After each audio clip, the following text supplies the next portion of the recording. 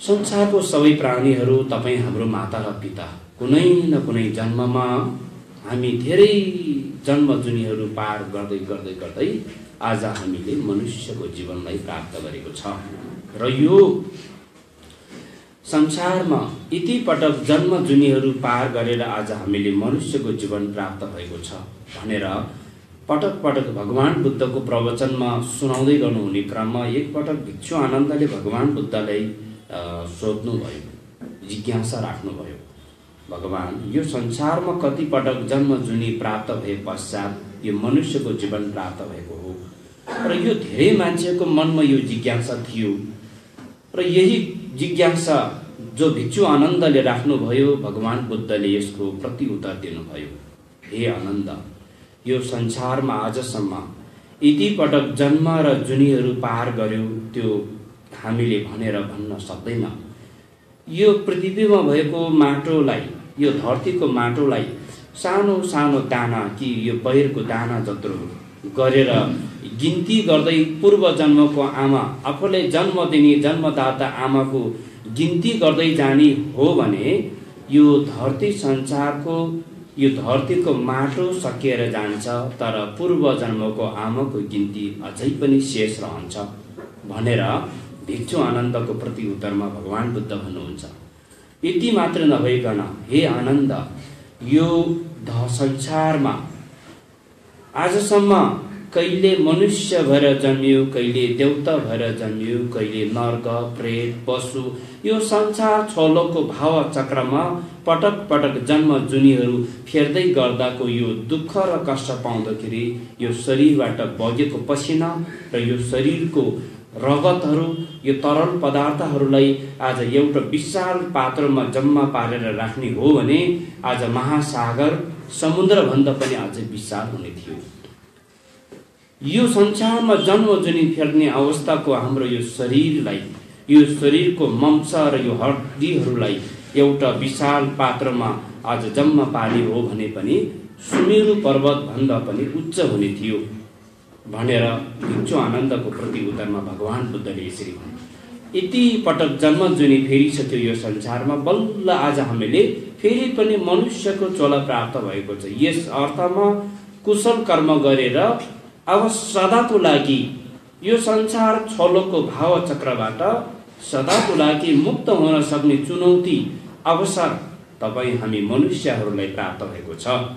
त्यसकारणले यो मनुष्य चोला प्राप्त भएको अवस्थामा हामी जस्तै संसारको समस्त प्राणीहरू सुख र शान्ति प्राप्तिको इच्छा राख्छ, दुःख कष्टबाट मुक्त रहनेको इच्छा राख्छ, तर दुःखबाट मुक्त भएर सुखलाई प्राप्त गर्नको लागि कुशल कर्म जबसम्म गर्दैन तबसम्म यो इच्छा पूरा हुन सक्दैन। आज कुशल कर्म गर्ने सौभाग्य तपाईँ हामीलाई प्राप्त भएको यो अवसरमा हामीले यो धर्म श्रावण गर्न पनि संसारको प्राणीहरूको निमित्त दुःखको जीवनबाट मुक्त भएर सुख एवं शान्ति प्राप्तिको निमित्त मैले यो धर्म प्रवचन सुन्दैछु भनेर एकपटक मनमा यो सोच, यो विचार एकपटक उत्पन्न गर्न सक्यो भने यो बोधिचित्तको भावना हो। यो बोधिचित्तको भावनामा आधारित भएर धर्म सुन्यो भने हामीलाई चाहिँ पुण्य प्राप्त हुने, सुनेर पनि हाम्रो पाप कर्महरू कठिन भएर जाने, त्यस्तो धेरै प्रकारको फाइदाहरू धर्म ग्रन्थहरूमा उल्लेख भएको पाइन्छ। र मैले आजको विषयवस्तु विशेष गरी दाना पारामितको विषयलाई थोरै कथा प्रसङ्गसँग यहाँ प्रस्तुत गर्न गइरहेको छु। यो कङ्ग्युर ग्रन्थमा विनय, सूत्र, अभिधर्म, जसलाई हामी त्रिपिटक भनेर भन्ने गर्दछौँ, र यो सूत्र पिटकमा एउटा दामा मुको नाम सूत्र भन्ने एउटा सूत्र छ। यो सूत्रमा कङ्ग्युर भित्रको एउटा सूत्रमा उल्लेख भएको एउटा कथा आज म हजुरहरू समक्ष प्रस्तुत गर्न गइरहेको छु। भगवान बुद्ध भारतको श्राव बस्तीमा अनाथपिण्डक नाम गरेको एउटा धनढ्य व्यक्तिले निर्माण गरेर भगवान बुद्धले चढाउनु भएको जेतवन विहार भन्छ। त्यो बौद्ध धर्मको इतिहासमा जेतवन विहार भनेपछि धेरै व्यापक चाहिँ इतिहासहरूमा उल्लेख भएको पाइन्छ। भिक्षु भिक्षुणीहरूको सङ्घको व्यापक चाहिँ स्थापित भएको र भगवान बुद्धले पनि आफ्नो जीवनकालमा लगभग 25 वर्षको जीवन चाहिँ श्रावस्तीको जेतवन बिहारमा बिताउनुभयो। र एक दिनको कुरा, भगवान बुद्ध जेतवन बिहारमा विराजमान भइरहेको अवस्था, त्यो दिनमा बिहान सबेरै एक दिन भगवान बुद्ध र भिक्षु आनन्दलाई साथमा लिएर बिहान सबेरै गाउँ बस्तीतर्फ भिक्षाटनको लागि प्रस्थान गर्नुभयो। भिक्षाटन भनेपछि बुझ्नुहुन्छ नि हजुरहरूले, भिक्षाटनको लागि प्रस्थान गर्नुभयो। भगवान बुद्धको साथमा हुनुहुन्थ्यो भिक्षु आनन्द। भगवान बुद्ध भिक्षु आनन्द साथमा भिक्षाटनको लागि गाउँ बस्तीतर्फ प्रस्थान गर्दै गर्दा बाटोमा एकजना आमा, त्यो आमाको 2 जना छोराहरू त्यो गाउँमा, त्यो बस्तीमा चोरी गर्ने, डकैती गर्ने, बदमास गर्ने काम कारणले गर्दा त्यो 2 जना छोराहरूलाई राजाले मृत्यु फाँसीको सजाय सुनाएको रहेछ। अब अन्तिम अवस्थामा फाँसीको सजाय दिनुभन्दा पहिला आफ्ना आमालाई एकपटक भेट्न दिने, त्यस पछाडि तुरुन्तै फाँसीको सजाय दिइहाल्ने राजाले घोषणा गरिसकेपछि त्यो बेलामा राजाको बोली कहिले पनि परिवर्तन हुने सम्भव नै थिएन। यस्तो अवस्थामा त्यो 2 जना बाबुहरू आफूले गरेको कुकर्मको कारणले राजाको आदेश अनुसार फाँसीको सजाय भोग्नुभन्दा अगाडि आफूलाई जन्म दिने एकजना मात्रै आमा हुनुहुन्थ्यो, वृद्ध उमेरको आमासँग भेट गर्नको लागि, अन्तिम भेट गर्नको लागि आउँदै गर्दा आमा र 2 जना छोराहरूको भेट हुँदा अब अन्तिम भेट हो भनेर आमा छोराहरूको बीचमा रुने कराउने, यो कारणले गर्दाखेरि गाउँवासीहरूलाई धेरै दुखित तुल्याएको थियो। र यो अवस्थामा भगवान बुद्ध र भिक्षु आनन्द टाढाबाट नै भिक्षाटनको लागि आगमन भइरहेको उहाँहरूले देख्नुभयो। विशेष गरी त्यो आमाले, अब मैले न्याय पाउँछ कि, मैले भगवान बुद्धको शरणमा जान सक्यो भने मेरो 2 जना छोराहरूलाई फाँसीको सजायबाट मुक्त पाउन सक्छ कि भन्ने ठुलो आशा पलाउन थाल्यो त्यो आमाको मनमा चाहिँ। त्यस पछाडि त्यो आमा चाहिँ हतार भगवान बुद्ध आउनुभएको बाटोतर्फ चाहिँ दगुरेर जानुभयो अनि आफ्नो भगवान बुद्धको दर्शन गरेर आफ्नो सबै मनको कुराहरू राख्नुभयो। भगवान, यो संसारमा तपाईले देवता, मनुष्य, प्राणी सबैलाई कल्याण गर्न सक्ने तपाई शास्ता भगवान, आज मलाई दुःख परेको छ, आज मलाई ठुलो समस्या परेको छ, आज जसै गरी तपाईले कृपा गरी मलाई बचाइदिनुहोस्, मलाई मद्दत गर्नुहोस् भनेर भगवान बुद्धको सामु घुँडा टेकी ती बुढी आमाले 2 हात जोडेर भगवान बुद्धलाई गुहार माग्नुभयो। के भयो आमा, तपाईलाई के समस्या भयो? भगवान, मेरो 2 जना छोरा यो गाउँमा, यो बस्तीमा चोरी डकैती गर्ने कुकर्मको कारणले आज राजाले फाँसीको सजाय सुनाउनु भयो। मसँग अन्तिम भेटको लागि आउनु भएको छ। तपाईले जसै गरी यो देशको राजालाई सम्झाइ बुझाइ गरेर तपाईले मेरो 2 जना छोरालाई कसै गरी यो फाँसीको सजायबाट मुक्त दिलाइदिनुहोस् भगवान भनेर आमा 2 हात जोडेर रुँदै आँसु झार्दै भगवानको शरणमा पुग्नुभयो। त्यस पछाडि भगवान बुद्धले आफ्नो शिष्य भिक्षु आनन्दलाई श्रावस्तीको राजा सामु यो 2 जना बाबुहरूलाई यो फाँसीको सजायबाट मुक्त दिलाउनको लागि राजा सामु बिन्ती बिसाउनको लागि भिक्षु आनन्दलाई पठाउनुहुन्छ।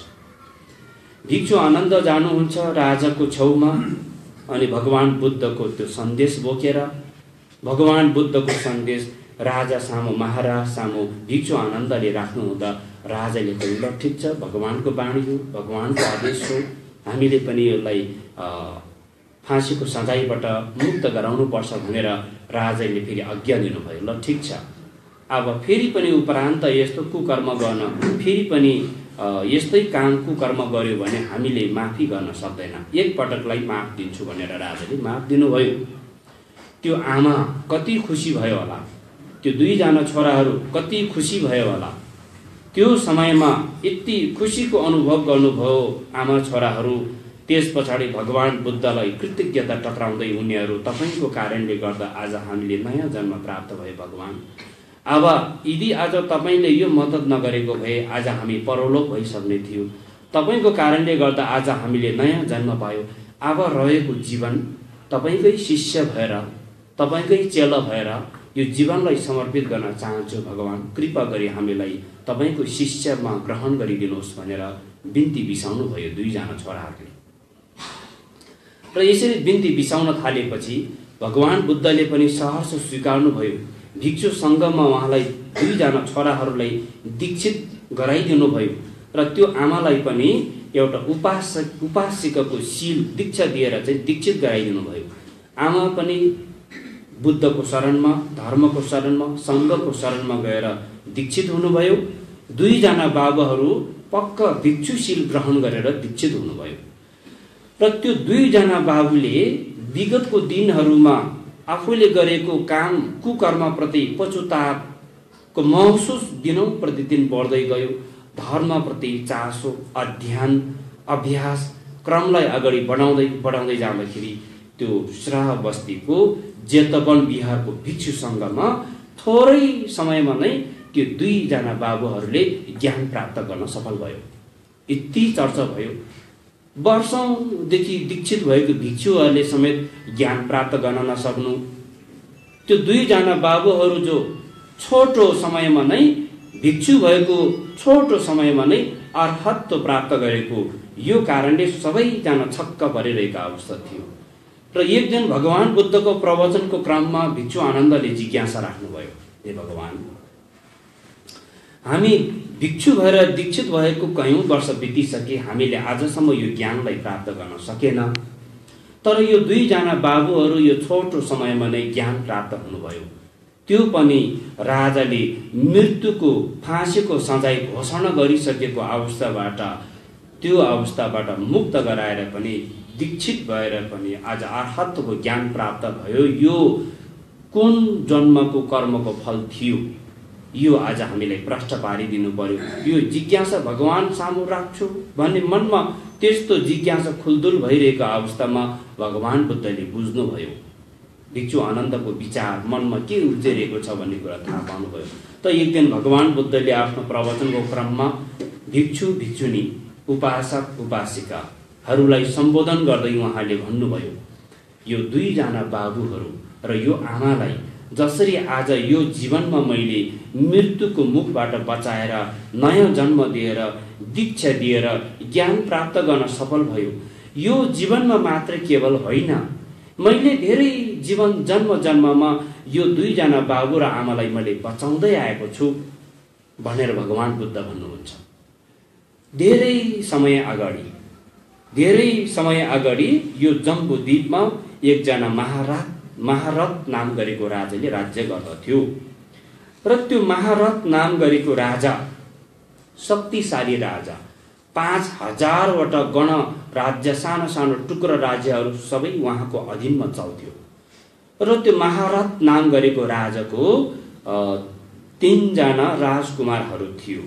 3 जना राजकुमारहरू मध्ये जेठो छोराको नाम राहुल, माइलो छोराको नाम महादेव र कान्छो छोराको नाम महात्मा, 3 जना छोराहरू थियो। र त्यो 3 जना छोराहरू मध्ये कान्छो छोरा चाहिँ भएपछि बाबा आमाले अलि बढी माया गर्नु, बढी चाहिँ साथमा राख्नु स्वाभाविक, यो मनुष्यको जगतमा यो स्वाभाविक कुरा नै रहेछ। कान्छो छोरालाई बाबा आमाले बढी माया गर्नुहुन्छ। तर कान्छो छोरा आफैमा पनि सानै उमेरबाट एउटा दयालु स्वभावको, करुणा स्वभावको, अरूले खाना नखाएसम्म आफूले खाना नखाने, अरूको दुःख पीडा देख्यो सुन्यो भने आफू चाहिँ मनमा पीडा महसुस गरेर बस्ने, यस्तो अचम्म स्वभावको कान्छो छोरा थियो। उसको नाम महात्मा। त एक दिन महात्मा, कान्छो छोरा र 2 जना दाजुहरू बाबा आमाको साथमा जंगलमा भ्रमण गर्न जानुभयो। जंगलमा कहिले पनि राजकुमारहरू जंगलको बीचमा यसरी भ्रमण गरेको अनुभव थिएन। 2 जना बाबा आमा र 3 जना छोराहरूको साथमा, र उहाँहरूको चाहिँ चढ्ने घोडा, धेरैजना चाहिँ सेनाहरू साथमा लगेर चाहिँ जंगलको बीचमा पस्नुभयो। घना जंगलको बीचमा, र जंगलमा हिँड्दै जाँदाखेरि रानीलाई थकाइ लाग्यो, भोक लाग्यो र एक ठाउँमा विश्राम गर्ने अनुमति माग्यो। राजा र रानी दुवैजना एउटा एकान्त जंगलको बीचमा आराम गरेर विश्राम गर्नुभयो र त्यसरी विश्राम गर्दै गर्ने क्रममा रानी चाहिँ थाकेको कारणले मस्त निद्रामा पर्नुभयो। 3 जना दाजुभाइहरू आफ्नो पितालाई अनुमति मागेर हामी 3 जना दाजुभाइ एकछिन जङ्गलभित्र घुमेर आउँछौँ, एकछिन हामी जङ्गलभित्र परिक्रम गरेर आउँछौँ भनेर अनुमति माग्नुभयो। त्यस पछाडि पिताको अनुमति अनुसार 3 जना दाजुभाइहरू जङ्गलभित्र पस्न थाल्यो। जङ्गलभित्र पस्दै पस्दै पस्दै भित्र घुम्दै जाँदाखेरि एउटा घना जङ्गल झाडीभित्र एउटा बाघिनी भर्खर नानी जन्माएर भोकले तिर्खाले एकदम आफ्नो जिउ काँपिरहेको कम्बान भइरहेको अवस्थामा देख्नुभयो। नानी जन्माइसकेको अवस्थामा खाना नपाउनु पिउनु नपाउनुको दुःख र कष्टले छटपटिरहेको बाघिनीलाई 3 जना दाजुभाइले देख्नुभयो। त्यो अवस्थामा देख्दाखेरि कान्छो भाइले 2 जना दाजुहरूलाई प्रश्न गर्नुभयो, किन यो बाघिनी किन काँप्दैछ, किन मुखबाट रियाल चुहाउँदैछ, किन यो यसरी छटपटिँदैछ। 2 जना दाजुहरू भन्नुहुन्छ यो बाघिनीलाई एकदमै भोक लागेको छ। अब यसले आफ्नो भोक खप्न सकेन भने भर्खर जन्माएको नानीलाई पनि खान सक्छ यसले। यस्तो कुरा सुनेपछि कान्छा भाइको मनमा जिज्ञासा जाग्छ, यो बाघिनीले के खान्छ, यसको खानेकुरा के हो। सोध्दाखेरि यो बाघिनीले आलो रगत आलो मासु पायो भने यो खुसी हुन्छ, यसको भोजन तृप्त हुन्छ। यो संसारमा यो भोक लागिरहेको बाघिनीलाई मासु दिन सक्ने रगत दिन सक्ने कोही प्राणी छ होला यो संसारमा? यो असम्भव छ, कसैले यो दान गर्न सक्दैन। त्यस पछाडि त्यो महात्मा कान्छा भाइको मनमा यो कुरा चाहिँ बढ्दै बढ्दै बढ्दै जान्छ। यो कुरा उसको मनमा फुलदुली बढ्दै गएपछि उसले के विचार गर्छ भने यो संसारमा मैले कयौं पटक जन्म जुनीहरू फेरिसके, मेरो जीवन कहिले रिसकै कारणले मेरो जीवन खेर गएको छ, कहिले लोभ गरेको कारणले मेरो जीवन खेर गएको छ, कहिले अहंकार घमण्डकै कारणले गर्दा मेरो जीवन खेर गएको छ, कहिले अज्ञानताकै कारणले गर्दाखेरि मैले कयौं जीवनहरू बर्बाद बनायो। यो जीवनमा यदि मैले मेरो शरीरलाई यो भोग लागिरहेको बाघिनीलाई मेरो शरीर दान गर्न सक्यो भने यो एक जीवन त मैले दान गरेर जीवनलाई सफलता बनाउन म सफल हुन्थ्यो होला, जीवनलाई अर्थपूर्ण बनाउन सफल हुन्थ्यो होला। के यो काम गर्न मबाट सम्भव छ कि छैन? मनमा यो धेरै खुल्दुली मन विचार गरे। त्यस पछाडि एकान्त ठाउँमा टोलाएर बस्न थालेपछि 2 जना दाजुहरूले जाम हामी समय बेर भइसक्यो, बाबा आमा आत्तिन्छ भनेर 2 जना दाजुहरूले जबरजस्ती भाइले तानेर लान्छ। केही कदम दूर अगाडि बढिसकेपछि कान्छा भाइले 2 जना दाजुहरूलाई के अनुमति माग्छ भने, दाजु तपाईँ 2 जना एकछिन यहाँ बस्दै गर्नुहोस्, म एकछिन सानो काम छ त्यो सकेर आइहाल्छु भनेर ऊ चाहिँ 2 जना दाजुहरूलाई छोडेर जङ्गलभित्र पस्छ। उसको मन त त्यो भोग लागिरहेको बाघिनीमै उसको मन अल्झिरहेको अवस्था छ। त्यस पछाडि उसले त्यो बाघिनीलाई आफ्नो शरीर दान गर्ने निर्णय गर्छ। उसले शरीर दान गर्नको लागि उसले सबै राजकुमारको वस्त्र सबै फुकालेर बाघिनीको अगाडि ऊ सुत्छ। तर बाघिनी धेरै भोक लागेको कारणले, तिर्खको प्यासको कारणले मुख राम्रोसँग मुख गर्न नसक्ने त्यो अवस्थामा बाघिनीले पनि उसलाई खानै सकेन। त्यस पछाडि उसले यताउता जङ्गलमा हेर्छ, तीको काँडालाई ल्याएर काँडाले आफ्नो जिउमा कतारेपछि शरीरमा चाहिँ रगत निस्कन थाल्छ। रगत निस्कन साथ चाहिँ त्यो बाघिनीले चाहिँ बिस्तारै बिस्तारै जिब्रोले उसको शरीरको रगत चाड्छ। रगत चाड्दै चाड्दै चाड्दै बाघिनीले उसको सारा शरीर खान्छ। सारा शरीर खाएर केही टुक्रा हड्डीहरू मात्रै त्यहाँ बाँकी रहन्छ। र त्यो समयसम्म पनि महारानी जङ्गलको बीचमा थकित भएको कारणले मस्त निद्रामा यस्तो अनौठो प्रकारको सपना देखेको हुन्छ। उसले 3वटा चिलहरू 3वटा परेवाहरू खेलिरहेको अवस्थामा एउटा सानो परिवारलाई आकाशबाट 81 चिल आएर टिपेर लगेको सपना देख्छ महारानीले। 81 निद्राबाट बिउजिन्छ। यो सपनाको संकेत अवश्य पनि यो राम्रो छैन। अवश्य पनि यो परिवार भनेको छोराहरूको आफ्नो सन्तानको एउटा सातोको प्रतीक हो। मेरो कान्छो छोरालाई केही न केही चोटपटक लागेको हुनुपर्छ भने महारानीको मनमा त्यो खालको जिज्ञासा पलाइसकेको अवस्था थियो। छोराहरू कहाँ गयो भनेर महाराजलाई सोधपुछ गर्दाखेरि जङ्गलमा घुम्न गयो। आत्तिन थाल्छ महारानी। त्यस पछाडि यसरी कुराकानी हुँदा हुँदै दुईजना छोराहरू टुपुक्क आइपुग्ने बित्तिकै आमाले भाइ खोइ, कान्छा भाइ खोइ भनेर प्रश्न राख्नुहुन्छ। दुईजना दाजुहरू आत्तिएर जङ्गलभित्र खोज्न जाँदाखेरि त्यो भाइ कहीँ पनि भेटाउँदैन। बाघले उसले कुरा गरेको अनुसार, उसले मनमा त्यस्तो टोलाएको अनुसार त्यो संकेतलाई हेर्दाखेरि अवश्य पनि त्यो बाघिनीमा छेउमा गएको हुनुपर्छ भन्ने दुईजना दाजुको मनमा लागिरहेको थियो। त्यस पछाडि त्यो बाघिनी भएको ठाउँमा पुग्दाखेरि भुइँभरि रगत मात्रै लागिरहेको, टुक्रा टुक्रा हड्डीहरू मात्रै बाँकी त्यहाँ भएको देखियो। एक छेउमा राजकुमारको वस्त्र खोलेर राखेको देख्दाखेरि दुईजना दाजुहरू आफ्नो मनलाई सम्हाल्न नसकेर त्यो ठाउँमा बेहोस भएर मूर्छित हुन्छ। केही समय पश्चात दुईजना दाजुहरूको चेत खुल्छ। कस्तो काम गर्यो हाम्रो भाइले, अब आमालाई के भन्ने, बाबालाई के भन्ने, यो कस्तो चाहिँ सन्देश लगेर बाबा आमालाई सुनाउने। एकदमै चाहिँ दुईजना दाजुहरूलाई यति ठुलो पीडा भयो। त्यस पछाडि एकदमै अनुहार मुन्टो चाहिँ घोप्टो पारेर जङ्गलबाट फर्केर बाबा आमाको छेउमा आइपुग्दा खोइ भाइ खोइ भनेर आमाले प्रश्न राखी गर्नुहुन्छ। त्यो बेलामा उसले भन्छ, हाम्रो सानो भाइलाई बाघले खाइदियो, बाघिनीलाई शरीर दान दिनुभयो भाइले। यो शब्द सुन्न साथ आमा मूर्छित हुन्छ, आमाको चेत गुम्छ। केही समय पछाडि चेत खोलेपछि त्यो स्थानमा लगेर जान्छ आमालाई।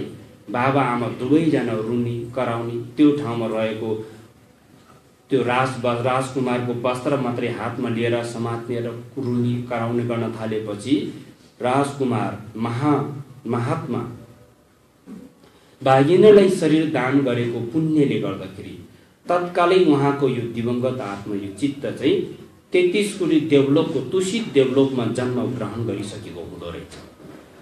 33 कोटी देवलोक मध्ये तुषित देवलोकमा जन्म भइसकेपछि म कस्तो पुण्य गरेको फलले यो देवता भएर जन्मेको रहेछ भनेर दृष्टिगोचर गर्दा मैले एउटा बाघिनीलाई शरीर दान गरेको पुण्यले गर्दा आज म यो ठाउँमा जन्म प्राप्त भएको रहेछ।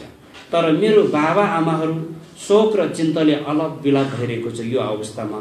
र त्यो देवता तुषित देवलोकबाट तल झरेर माथि आकाशबाट चाहिँ आकाशवाणी गर्नुहुन्छ, मेरो पूज्यनीय बुवा आमा, तपाईहरू यो घडीमा कति पनि दुःख मन नगर्नुहोस्। तपाईहरू अहिले शोक चिन्तामा हुनुहुन्छ, तर मैले बाघिनीलाई शरीर दान गरेको पुण्यले अहिले म देवता भएर जन्मेको छु। मैले परम सुखलाई प्राप्त गर्न खोजिरहेको छु। तपाईहरू कति पनि दुःख मन नगर्नुहोस्। तपाईहरू पनि धर्ममा दान पुण्य गर्नुहोस्, कुशल कर्म गर्नुहोस् भनेर आकाशवाणी गर्नुहुन्छ। त्यस पछाडि बाबा आमा रुँदै कराउँदै, तिमीले त यति ठुलो महात्मा आफ्नो शरीर नै दान गरेर पुण्य कमाउनु भयो, तर हामी जन्म दिने बाबा आमालाई अलग विलग बनाएर जानुभयो। तिमी हामी कसरी सम्हाल्ने, कसरी आफ्नो मनलाई सम्हाल्ने? बाबा आमाको मन हो। दुवैजना बाबा आमा कयौं दिनसम्म रोयो, करायो।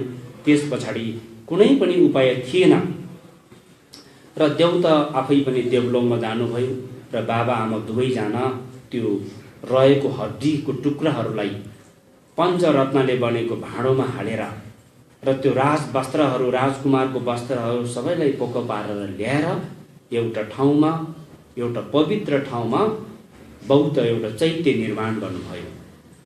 त्यो चैत्य निर्माण गर्नुभयो र यो यसरी चैत्य निर्माण गर्नुभयो। त्यो समयमा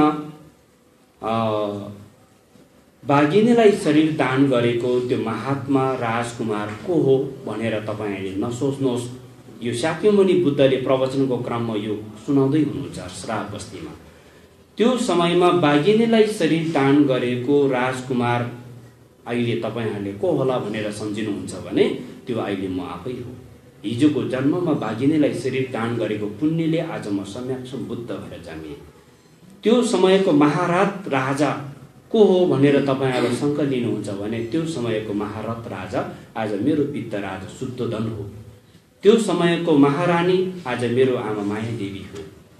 र त्यो समयमा जुन बाघिनी भोक र तिर्खको प्यासले छटपटिरहेको त्यो बाघिनी र त्यो डमरुहरू को हो भन्दा आज यो आमाको दुईजना छोराहरू जो गाउँमा बदमास गरेर चोरी डकैती गरेर राजाले मृत्युको सजाय सुनाएको यो नानीहरू, यो दुईजना बाबुहरू हिजोको बाघ र त्यो बाघको दुईजना डमरुहरू हो। हिजो पनि मैले यसरी बचाए, आफ्नो शरीर दान दिएर बचाएको थियो। आज पनि मृत्युको मुखबाट मैले बचाएको छ।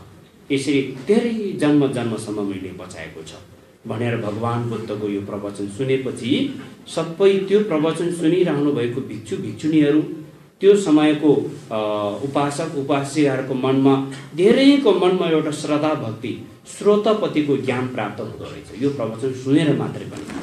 त्यस पछाडि यो अहिले तपाईँ हामीलाई लाग्छ यो भगवान शाक्यमुनि गौतम बुद्धको धेरै जन्म अगाडि नेपालको अहिले काभ्रे जिल्लाको नमो बुद्ध भन्ने ठाउँमा भगवान बुद्ध त्यो बेलामा बोधिसत्व बुद्ध होइन, धेरै जन्म अगाडि लुम्बिनीमा जन्मिनु भयो सिद्धार्थ गौतम।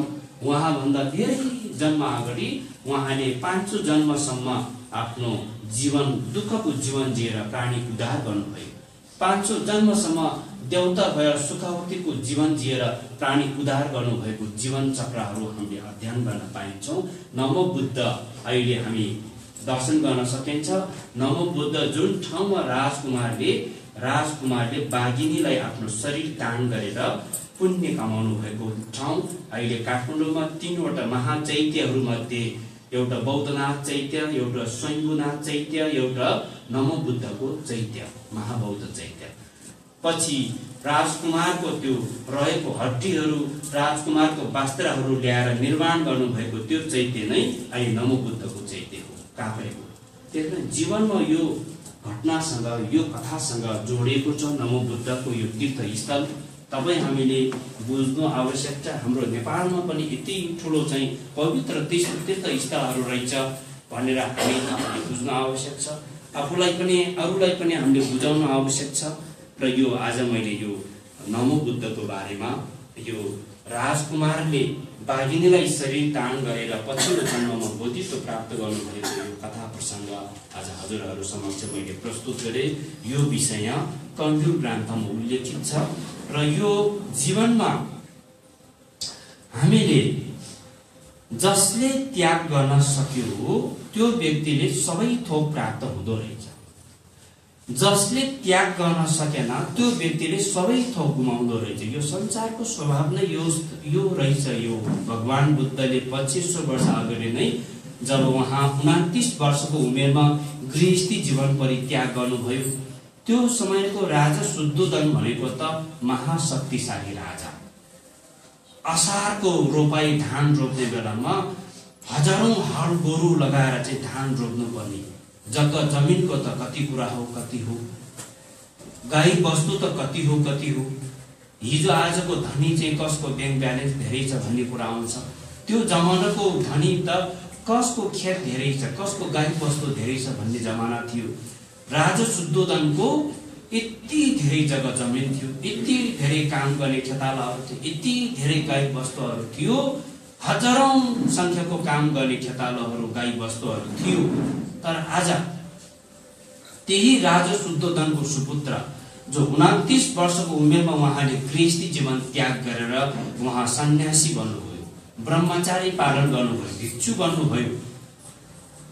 सम्पूर्ण दरबारको सम्पत्ति, सम्पूर्ण भौतिक सम्पत्ति, सुख आनन्द सबै कुरालाई त्यागेर जानुभयो, जंगल पस्नुभयो। आज उहाँको संसारै भरिपूर्ति छ, उहाँको संसारै भरि परिचर्चा छ।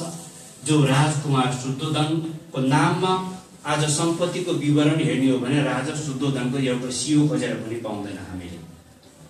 हामीले यहीबाट नै थाहा पाउन सक्छ कि जसले त्याग गर्न सक्यो उसले सबै कुरा पायो, जसले केही पनि त्याग्न सकेन संसारमै रुमालेर बस्यो उसको केही पनि रहेन, अन्तमा हातमा लाग्यो जिरो। त्यसकारणले हामीले त्याग्नुपर्छ भन्नुको अर्थ पनि फेरि आफ्नो सन्तानलाई नै बिल्कुल त्याग्ने, आफ्नो श्री सम्पत्तिलाई बिल्कुल त्याग्ने भन्ने अर्थ पनि होइन। यसलाई सही सदुपयोग गर्न जानेन भने हामी चाहिँ अन्तमा हातमा लाग्यो जिरो हुन्छ।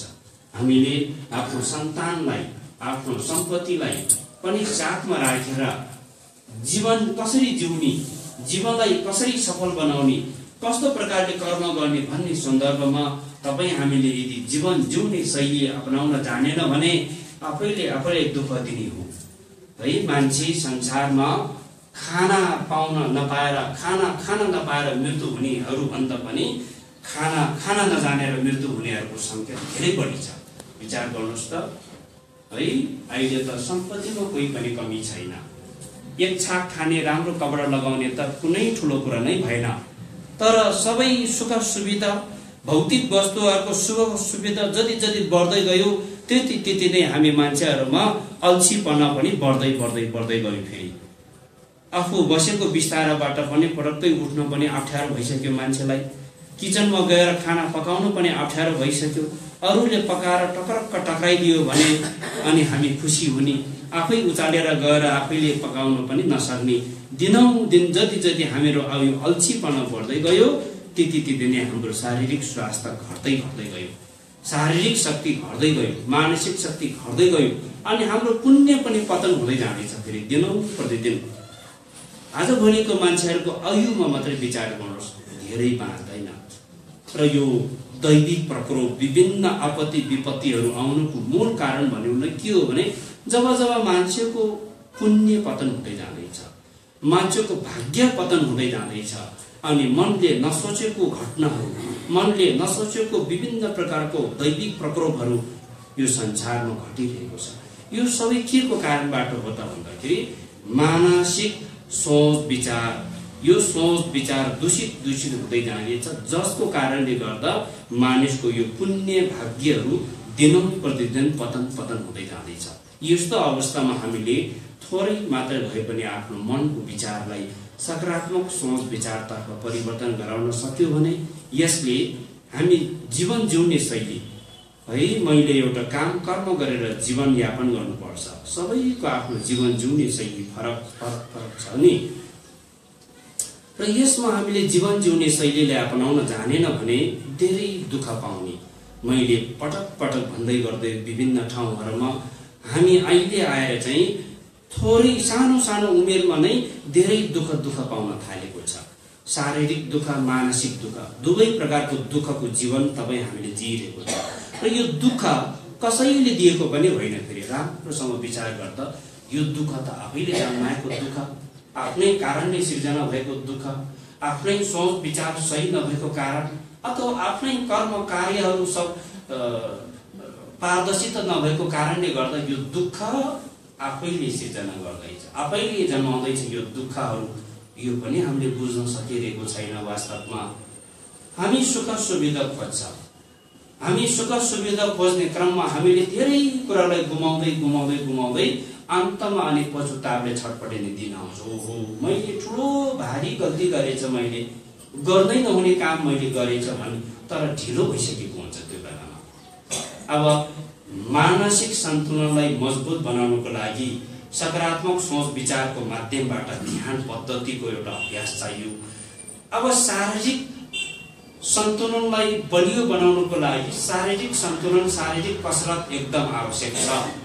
भारी बोक्ने, खेती किसान गर्ने काम कार्यबाट हामी धेरै अगाडि आइसक्यौँ।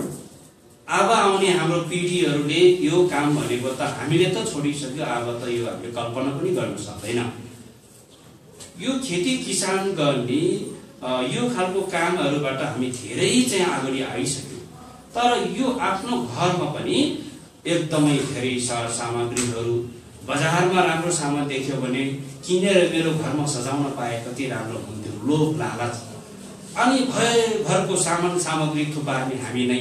भोलि त्यो सर सामग्रीहरू राख्ने ठाउँ नपाएर दुःख हामीले नै पाउँछ। फेरि अनि राम्रो दुःख गरेर मेहनत गरेर खर्च गरेर घर बनाउँछ, भोलि एक दिन घर छोड्नु पर्ने स्थितिहरू आयो भने त्यो घर छोड्न पनि नसक्ने, बेच्न पनि नसक्ने, अरूलाई दिन पनि नसक्ने, मनमा फेरि त्यो घर त अरूलाई दियो तर मन यो सातो चाहिँ त्यो घरमा हजिरहेको हुन्छ। फेरि यसले समस्या पार्यो। फेरि दिन बितिरहेको छ, हाम्रो वर्ष दिनौं दिन सेकेन्ड मिनेटै पछि तपाईँ हामी बुढो हुँदै जाँदैछ, बुढी हुँदै जाँदैछ, उमेर पाको हुँदै जाँदैछ।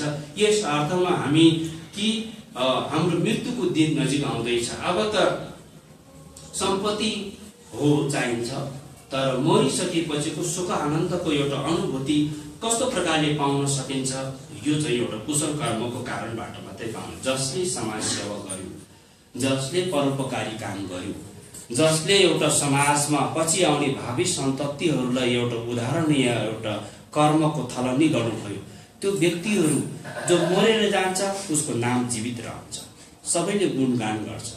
जो व्यक्ति बितेर जान्छ कि सबै मान्छेले फलाना मान्छे बितेर राम्रै भयो, यो मान्छे हुँदा यति हामीलाई गाह्रो हुन्थ्यो, समाजलाई सतायो, परिवारलाई सतायो, यस्तो व्यक्तिहरू हुन्छ नि।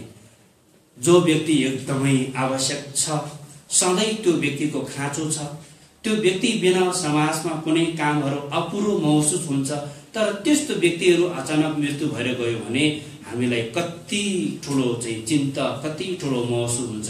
बित्नु नपर्ने मान्छे बितेर गयो, तर गर्नु केही पनि उपाय छैन। जो व्यक्ति चाहिँ समाजमा एकदमै पीडादायी बनाइरहेको छ, दाजुभाइ भित्र नै समस्या बनाइरहेको छ, त्यस्तो व्यक्तिहरूको फेरि आयु पनि धेरै लामो हुन्छ। फेरि अचम्मको कुरा छ है, हामीलाई लाग्छ कर्मफल त कता कता छैन हो कि क्या हो। पाप कर्म गर्ने, हिंसा गर्ने, प्राण हत्या गर्ने मान्छेहरू त नर्कमा पतन हुन्छ भन्ने, तर ऊ बाटोमा मासु पसल थापेर बसेको मान्छे त कहिले बिमार हुँदैन त, मजाले मासु बेचिरहेको छ त। हामी मासुै नखाने मान्छेको झन् बढी बिमार हुने, यो के हो? कर्मफल भगवानको शक्ति त छैन कि क्या हो? कता कता तपाईँ हाम्रो यो मनमा यो कुराहरू उब्जिन पनि सक्छ, त्यो स्वाभाविक हो। तर कर्मफल भन्ने चिज चाहिँ यस्तो चिज हो कि अहिले गरेको कर्मको प्रतिफल अहिले तत्कालै चाहिँ त्यो प्रत्यक्ष रूपमा प्रकट हुने चिज होइन। आजको दिनमा कुकर्म गर्यो, चोरी डकैती गर्यो, हिंसा गर्यो, प्राण हत्या गर्यो, कुकर्म गरे पनि उसको जीवनमा कुनै बाधा बित्न छैन, दुख बिमार छैन, शारीरिक स्वास्थ्य राम्रो छ, आर्थिक वृद्धि राम्रो प्रगति छ। त्यो त पूर्व जन्मको कर्मको फल, पूर्व जन्ममा कुशल कर्म गरेको पुण्यले